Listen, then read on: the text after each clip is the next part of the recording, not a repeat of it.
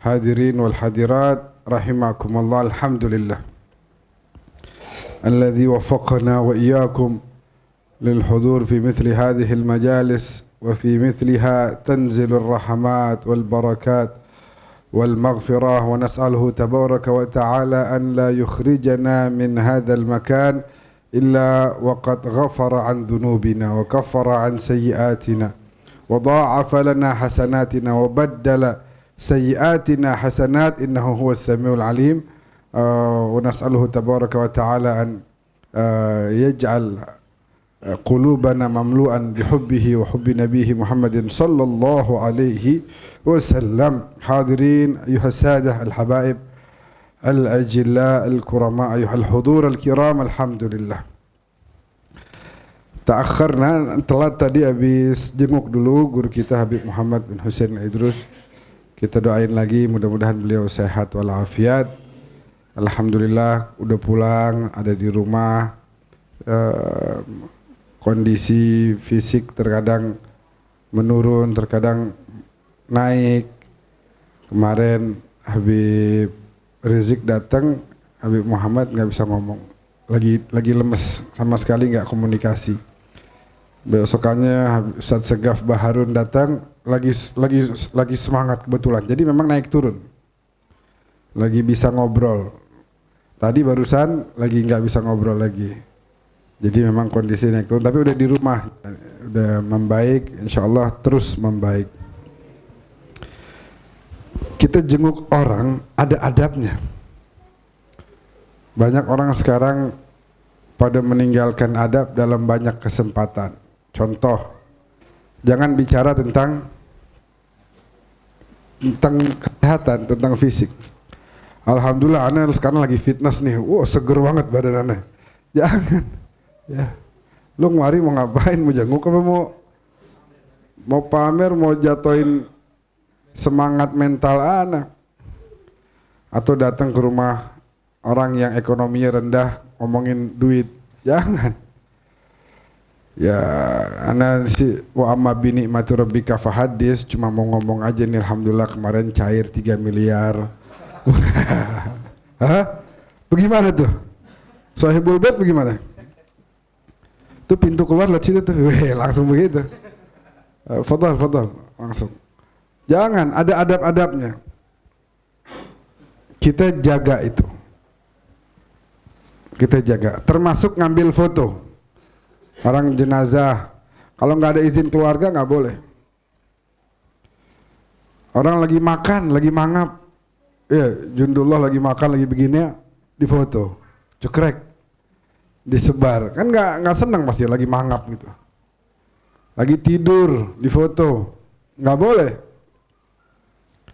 Lagi apalagi misalnya, yang nggak boleh difoto, lagi mandi.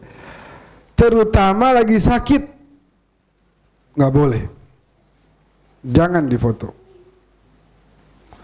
Kecuali kalau misalnya keluarga gitu. Ini kita mau jenguk tapi kita foto terus kita share, jangan. Apalagi contohnya beliau nih.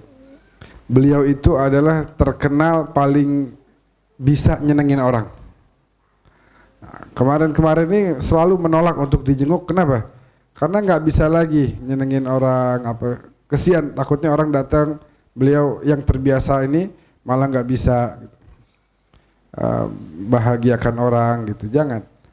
Udah lagi ditambah di foto kondisi lagi lemah begitu, lagi tidur. Nggak mau, karena beliau pengennya dilihat lagi sehat, lagi nyenengin orang, lagi bahagiakan orang, menghibur, lagi bikin orang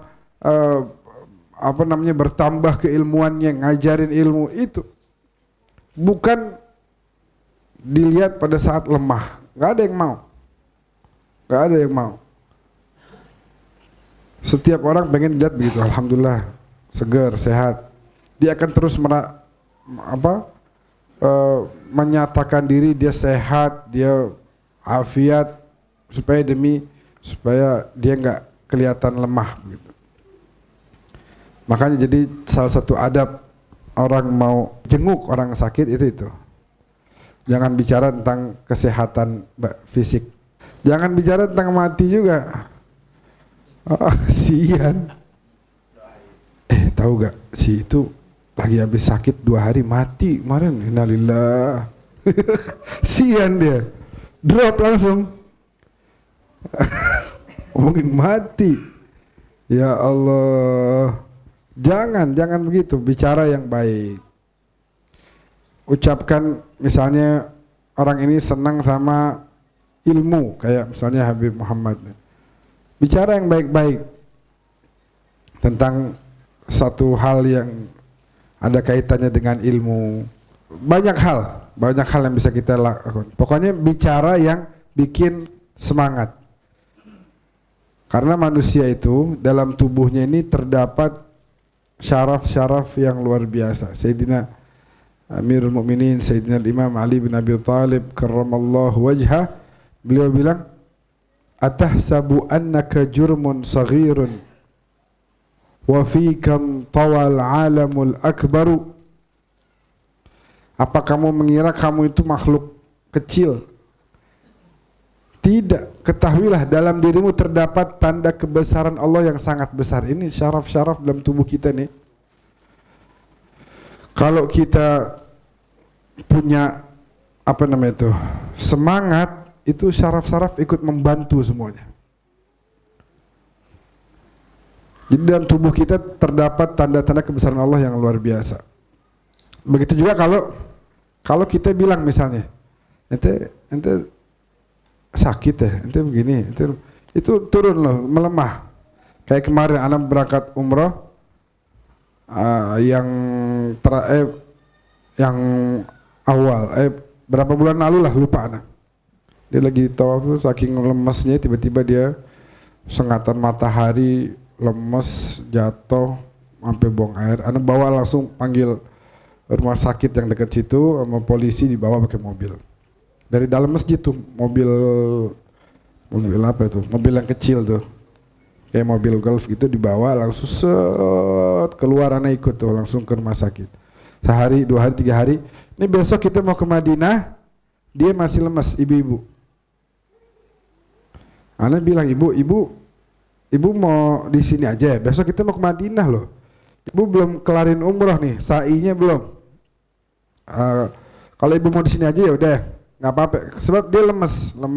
Aduh, saya nggak kasih makan, nggak bisa makan. Apa? Ya udah kalau gitu di sini aja. Besok saya, suami ibu, anak ibu, kita besok mau ke Madinah. Mau ikut? Ya kalau mau ikut makan. Kalau mau ikut semangat, mau sembuh dong. Gimana ceritanya dari kemarin lemas, nggak mau makan, nggak mau minum obat, tiduran terus, nggak bisa. Begitu kita bilang semangatin itu, dia punya semangat langsung. Yaudah Beb, makan Beb. Nah makan. Nah nih, ayo makan. Besokannya keluar. Artinya memang tubuh itu punya pengaruh. Ketika semangat, imun akan naik. Kenapa pas COVID banyak yang mati itu? Di antaranya karena itu drop. Dites positif. Wah, sorenya langsung ambulan, 5 orang pakai pakaian lengkap, muka tertutup, dia di rumah ketakutan, mau jemput aneh tuh, dipegang, dibawa, harus pakai ini, harus pakai itu, keluarga nggak ada yang boleh ikut, sendirian, ditaruh, drop, turun. Pikiran kita itu bakal jadi takdir kita. Ini nasihat yang singkat tapi luar biasa. Afkarak agdarak, afkaruka akdaruka. Pikiranmu itulah takdirmu. Kira-kira omongan ini berlawanan nggak sama ajaran agama? Enggak. Allah bilang dalam hadis qudsi, ana inda dhanni abdi bi. Saya tergantung prasangka hamba saya. Kalau dia prasangka sama saya baik, saya baik. Kalau dia prasangka sama saya bakal nolongin dia, saya bakal nolongin dia. Kalau dia prasangka sama saya bakal ampunin dia, saya bakal ampunin dia. Tapi kalau dia prasangkanya, kayaknya Allah nggak bakal ngampunin ana nih, ya udah nggak dapet. Kayaknya ana mentok nih, nggak ada jalan lagi, udah. Ya udah mentok. Tergantung gimana pikiranmu, itu akan jadi takdirmu. Sayyidina Imam Ja'far bilang, hidup itu bagaikan kaca. Kita ngelihat kaca nih, kita senyum, yang kelihatan apa? Senyum. Nah, kalau kita senyum sama orang, positif sama orang, orang ke kita positif. Tapi kalau kita sebaliknya negatif terus, putus asa terus, ya udah kita dapat itu. Pikiranmu akan menjadi takdirmu. Jadi apa yang akan terjadi di depan itu tergantung pikiran kita. Kemarin Anda ngisi ceramah di mana tuh? Tendean, daerah Tendean, Mampang. Kebetulan di antara isinya Anda juga sampaikan ini. Pikiranmu itu akan menjadi, sugestimu akan menjadi sangat membantumu untuk bisa sesuai dengan apa yang kamu harapkan. Jadi ada satu orang di situ, ada namanya Oni. Oni cerita mertuanya sakit, divonis mati. Kata dokter apa? Ini sih lemah banget nih. Ini kondisi udah, ini nggak bakal pulang ke rumah nih, bakal di sini sampai habis. Tapi dia bilang begini, si dokter nih salah meriksanya. Dari mana? Badan Anda sehat. Iya kalau Anda lemes, ini enggak, Anda sehat. Iya kalau seandainya Anda kondisi Anda parah, ini enggak, Anda segar. Iya ada sakit sedikit benar, tapi enggak, Anda bakal keluar insya Allah. Habis ini Anda keluar. 3 hari kata si Oni ini, 3 hari keluar. Kondisinya tiba-tiba meningkat, membaik. Jadi tergantung gimana pikiran kita. Pikiran kita mau lompat nih, nggak bisa nih, kayaknya nggak bisa nih, nggak bakal nyampe nih, nggak nyampe. Tapi kalau sebaliknya, Bismillah, tek, jadi dapat kita. Jadi semua tergantung pikiran kita, makanya harus positif terus pikiran, harus husnudzon terus pikiran. Itu akan menjadi takdir kita ke depan. Apa yang akan terjadi ke depan? Itu ada satu orang di mana? Iya lagi sama teman-temannya ngerjain dia. Dibilang begini, ente sakit? Oh enggak, Anda sehat. Temennya yang lain datang lagi. Kenapa ente kok pucat? Udah minum obat belum? Enggak, Anda sehat. Udah mulai was-was dia. Orang ketiga datang lagi ngomong, ente nggak ke rumah sakit? Gini rawat gini biar cepet sembuh tuh. Muka sampai pucat begitu, lemas begini. Akhirnya benar malam meriang dia. Malam meriang. Gara-gara teman-temannya tiap datang ngomong pagi datang, kenapa kok? Nanti minum obat belum? Wow sehat.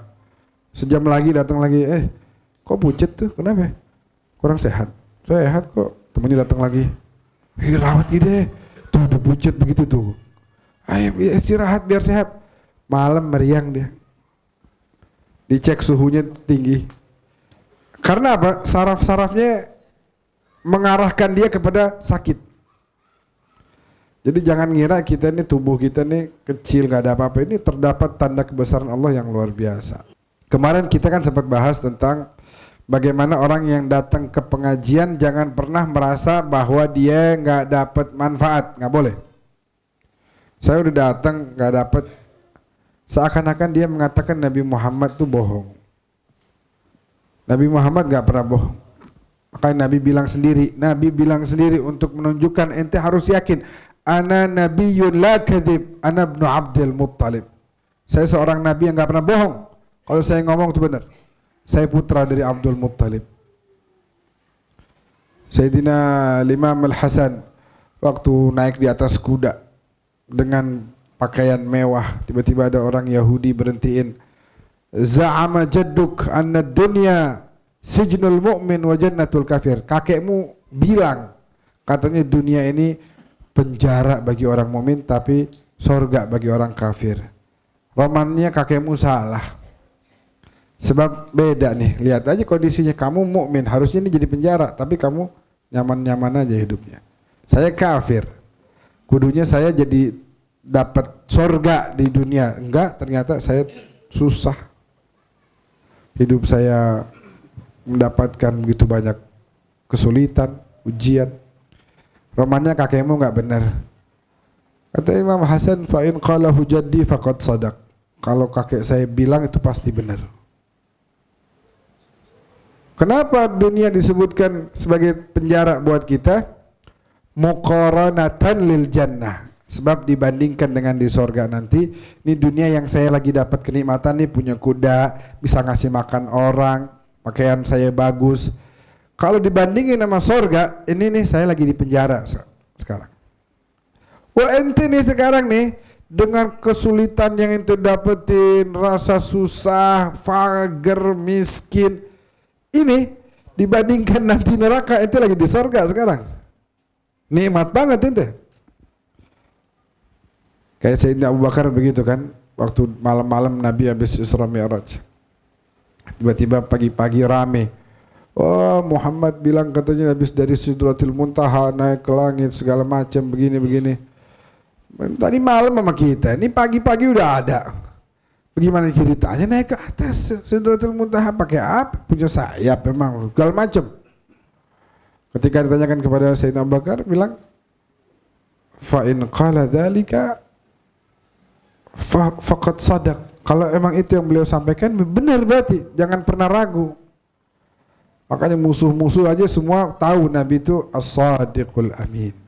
Ucapannya benar. Lah termasuk Nabi berucap, kalau orang hadir di pengajian, hadir di majelis ilmu yang ada nih begitu banyak sekarang di Indonesia ini, beliau yang ngomongannya selalu wahyu dari Allah itu mengatakan bakal ada wa qad buddilat sayyi'atuhum hasanat. Keburukan akan berubah jadi kebaikan. Benar gak omongan Nabi kira-kira? Benar. Jangan pernah kita bilang romannya saya nggak berubah, saya nggak bisa begitu. Sebab perubahannya memang sifatnya makhfi, sifatnya sangat tersembunyi, tidak kelihatan. Kayak kemarin kita ambil contoh apa? Kita ngelihat orang, ngelihat anak kita tiap hari ya begitu. Tapi kalau kita lihat dia setahun yang lalu beda, apa sama? Beda. Kita lihat buah tiap hari kita lihat oh ini begini, besok kita lihat begini, besok lagi kita lihat oh begini, besok lagi kita lihat oh begini. Sama aja kayak kemarinnya. Hari ini dan besok sama, nggak ada perubahan. Terus lihat lagi besokannya, oh masih begitu. Tapi kalau dilihatin antara tanggal 1 sama tanggal 30 misalnya beda sebulan, udah kelihatan banget perubahannya. Cuma memang hitungan perubahan hari per harinya itu yang nggak kelihatan. Wa kadzalikal hudur fil majalis, mungkin bisa juga ini dijadiin contoh nih. Ini tisu segini banyak. Sekarang anak ambil satu, kan kayak nggak berubah apa-apa di tisu. Tapi kalau diambil terus baru kelihatan. Falidzalik ada kebaikan yang kita dapetin. Makanya kalau ente punya pengajian di mana-mana hadir karena Al-Habib Muhammad bin Abdullah Al-Haddad, mertuanya Habib Umar bin Hafid, punya kitab namanya Ajalatus Sibab. Tadi subuh anda baca di pengajian di Masjid Nurul Yakin Fatmawati. Tadi subuh anda baca kitab itu. Memang selalu rutin bacanya kitab Ajalatus Sibab. Itu di situ beliau bilang apa tadi?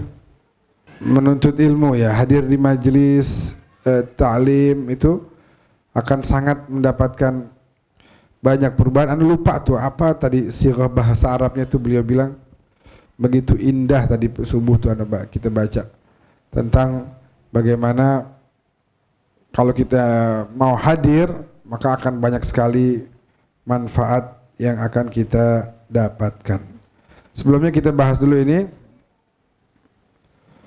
Al-Quranul Karim. Al-Quran berbicara tentang kemuliaan dan sunnah-sunnah Nabi juga bicara tentang kemuliaan orang-orang yang mendapatkan ilmu. Allah berfirman, yarfa'illahu alladhina amanu minkum. Allah mengangkat orang-orang yang beriman, walladzina utul ilma, dan orang-orang yang menuntut ilmu itu darajat, sekian derajat. Yang mana antara derajat satu dengan derajat setelahnya itu jaraknya sangat-sangat jauh. Jadi ini disebutnya derajat sekian derajat yang kita nggak tahu berapa derajat sebenarnya. Wah, hanya Allah tabaraka wa ta'ala yang tahu. Kemudian Disebutkan juga oleh Rasulullah, laisa min ummati man lam yujil kabiran. Tidak termasuk bagian dari umatku yang tidak menghormati orang yang lebih tua dan tidak menyayangi orang yang lebih kecil dan tidak mengetahui hak orang yang mengajarkan ilmu. Sayyidina Ali yang bilang, man 'allamani harfan, siapa yang ngajarin saya satu huruf aja, sirtu lahu abdan, saya akan menjadi budaknya dia, siap jadi budaknya dia. Ughdu aliman, jadilah kamu orang yang berilmu.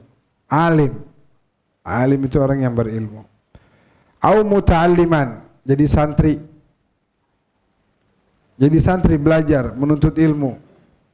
Nggak bisa juga au mustami'an, pendengar yang baik. Pendengar yang baik.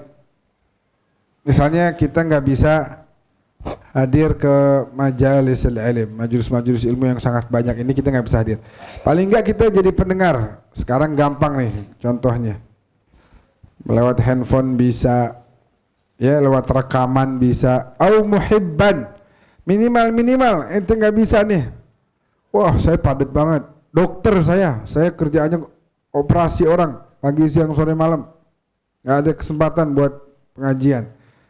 Dengerin, oh nggak bisa waktunya padat. Oh ya udah, minimal muhibban, pecinta orang-orang yang berilmu. Bukan justru dimusuhin. Muhib itu ada tanda-tandanya, apa cirinya? Ana sih cinta, ada buktinya. Mana buktinya cinta? Cinta bisa dibuktikan dengan banyak hal, disupport dan lain sebagainya. Dan dari Abi Umamah bilang, ada 3 golongan manusia yang la yastakhiffu bihim, tidak akan orang itu merendahkannya, kecuali orang yang merendahkannya itu adalah golongan orang munafik. 3 golongan ini nih, kalau kita merendahkan mereka berarti kita munafik. Siapa aja? Dzusyaibah fil Islam, orang yang sudah tua. Dzul ilm, orang yang punya ilmu. Wa imamun muqsid, pemimpin yang adil. Kebutuhan hatimu kepada ilmu itu lebih besar daripada kebutuhan tubuhmu kepada makan dan minum. Tubuh perlu makan minum nggak? Perlu. Kalau nggak makan nggak minum, gimana kira-kira? Lemas. Habis lemas nggak makan nggak minum juga mati. Hati lebih perlu terhadap ilmu daripada keperluan badan kepada makanan dan minuman. Hati kalau nggak diasupin dengan ilmu, lemas tuh hati. Ibadah males-malesan.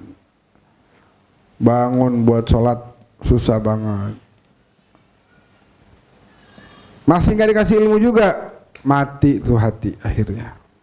Maka dari itu katanya ulama bilang minimal dalam 3 hari itu harus sekali kita dengerin ilmu, baca buku kek, dengerin ceramah kek, ya diskusi sama teman tentang ilmu. Minimal dalam 3 hari ada sekali, itu udah paling sedikit udah. Kalau dulu mah mereka orang-orang solehin per hari itu sekian jam khusus untuk ilmu. Nah, minimal 3 hari sekali kita, dan diisi juga dengan zikir, tentu dengan wirid, baca ratib biar sering. Ada satu orang ini beneran nih kejadian. Keluarganya demen main jin. Akhirnya keluarganya yang perempuan berasa disetubuhi oleh jin tiap hari. Yang laki diteken, nggak bisa napas. Kadang-kadang diangkat, benar-benar kadang diteken, kadang diangkat, kayak terbang gitu. Akhirnya baca ratib Al-Attas sehari 25 kali. Subhanallah, hilang tuh semuanya. Dan dia bilang kalau lagi baca tuh kayak ada yang keluar gitu. Dalam tubuhnya tuh kayak ada unsur-unsur yang keluar. Ini ratib Al-Attas ini azim. Banyak sihir-sihir. Teman ada orang condet, beberapa orang bukan satu. Di rumahnya ada uletnya warna putih, belatung. Tiba-tiba muncul dari ginian naik. Tiba-tiba ada di dataran di atas karpet. Tiba-tiba di kasur dibuka belatung. Jadi bukan datang dari mana gitu, dari bangke, dari luar masuk. Enggak, tiba-tiba muncul. Akhirnya dibacain ratibul atas, hilang. Makanya itu harus kita baca. Hidup ini selalu ada energi negatif, energi positif. Kita hidup di alam yang di sini ada jin, ada manusia. Jin kalau udah nempelin kita, ke bawah kita. Kita duduk sama orang lagi pada ngisap rokok, kitanya nggak ngerokok, tetap pasif masuk tuh rokok. Nempel dalam tubuh kita tuh asap rokok. Kitanya nggak ngerokok. Kita kumpul ketemu sama orang, ada aura negatif, nempel juga kita. Nah, dengan baca-baca ratib itu akan sangat membantu untuk penjagaan tubuh kita.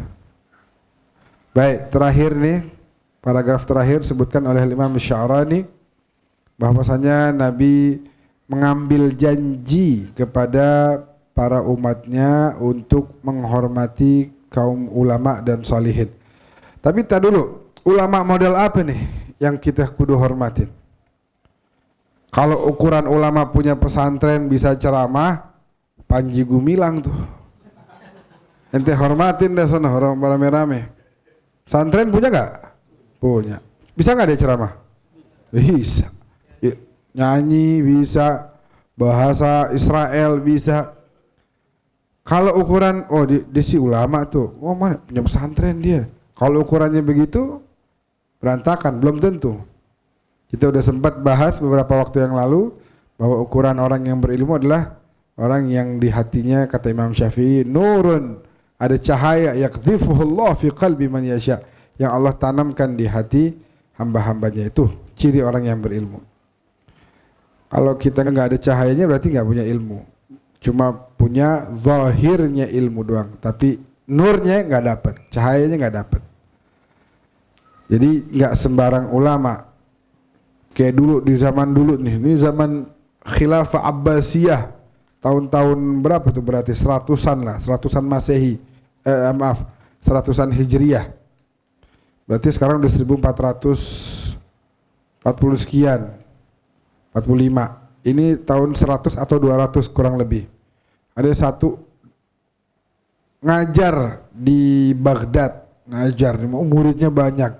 Tiba-tiba di suatu kali dibilang begini, dengerin nih baik-baik ya, biar pada tahu bahwasanya, kata dia, iblis itu disiksa di neraka kagak bakal kesakitan, kagak bakal merasa kepedihan.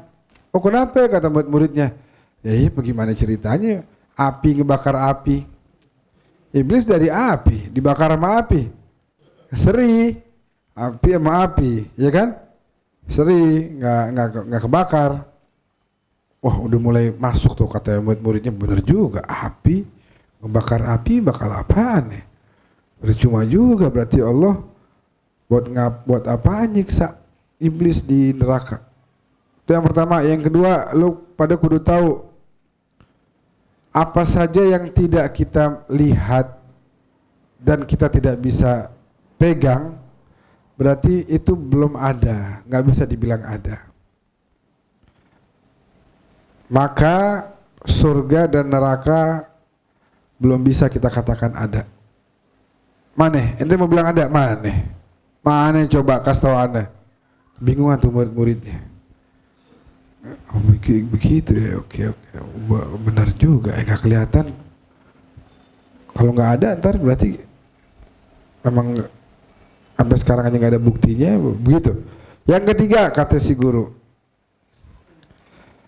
ketahuilah bahwasanya al-insan musayyar la mukhayyar. Manusia itu diarahin, udah ada yang ngatur nih.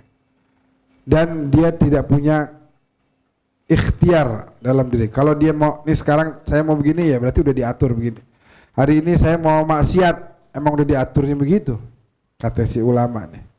Ente ini ciptaan Allah, Allah yang ngatur ente ngapain. Ente nggak sholat, ya itu Allah yang ngatur ente nggak sholat. Oh begitu. Ya, udah.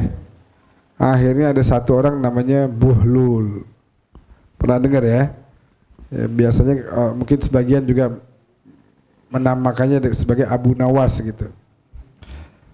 Ini si ulama lagi pulang ngajar malam-malam, diambilin tanah, ditekan-tekan gede, dilempar ke kepalanya.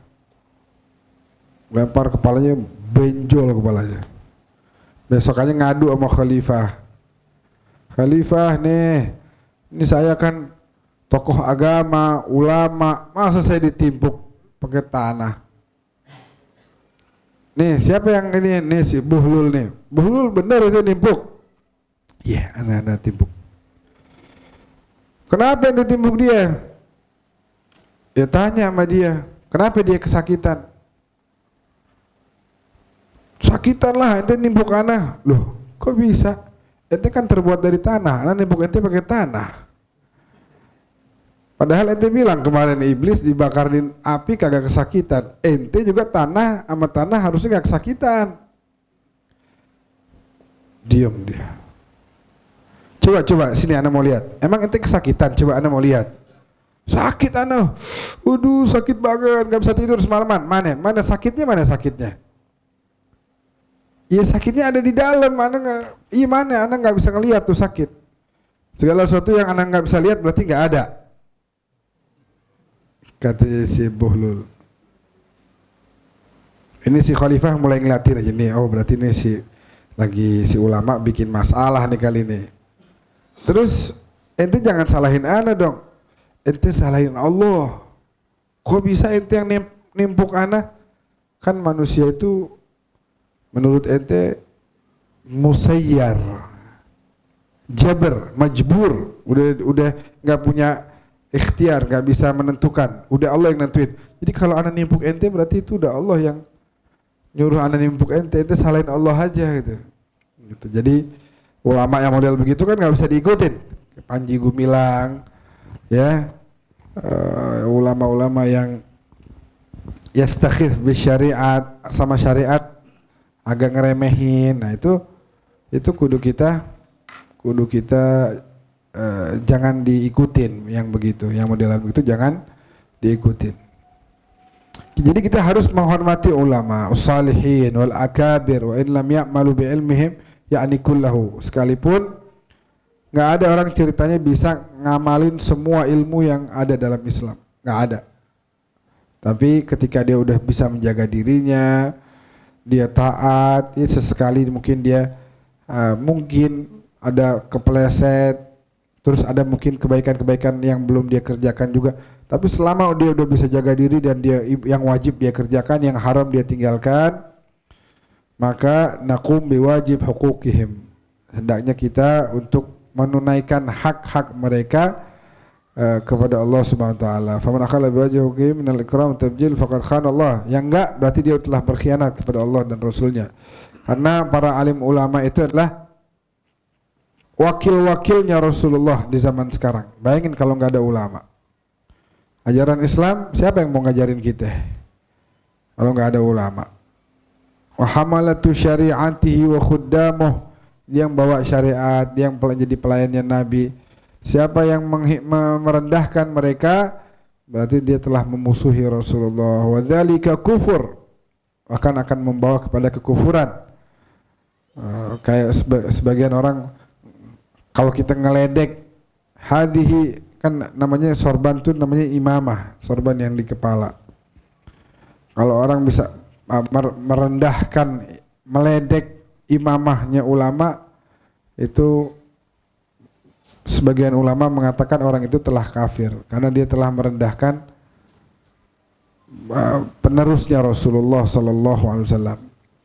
Dan masalah aqdar auliya illa man kana azimul qadar 'inda Allah. Yang bisa menghormati orang-orang saleh adalah orang-orang yang dia juga mulia di sisi Allah Subhanahu wa taala. Wallahu a'lam bis-shawab.